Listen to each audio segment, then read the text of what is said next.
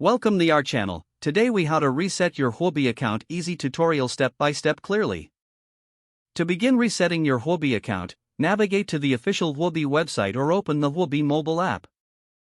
Locate the login section at the top right corner of the home page.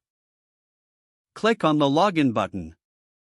If you cannot remember your password, select the Forgot Password link. You will be prompted to enter the email address or phone number associated with your account.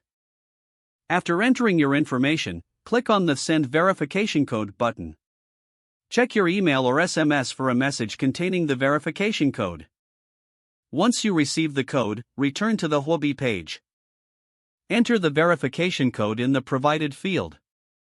Now, click on Next to proceed.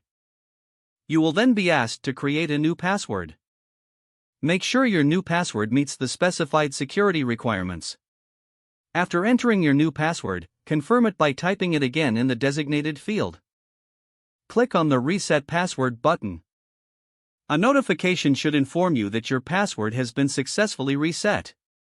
Now you can log into your Huobi account using your new password. For added security, consider enabling two-factor authentication if you haven't done so already. You have now successfully reset your Huobi account. If the page does not load, refresh the browser or try again in a private or incognito window. Make sure you are using the correct email address, then retype it carefully to avoid small typos. If your password is not accepted, use the reset option and create a new strong password you can remember. Check your spam folder for verification or security emails, then complete any requested confirmation steps. Enable two-factor authentication if available to improve account security and reduce unauthorized access risk. After signing in, review your profile details so your contact information and settings are accurate and current. If you see an error message, note it down and try again after restarting your device and internet connection.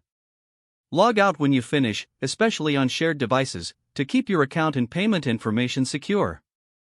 If the page does not load, refresh the browser or try again in a private or incognito window. Make sure you are using the correct email address, then retype it carefully to avoid small typos.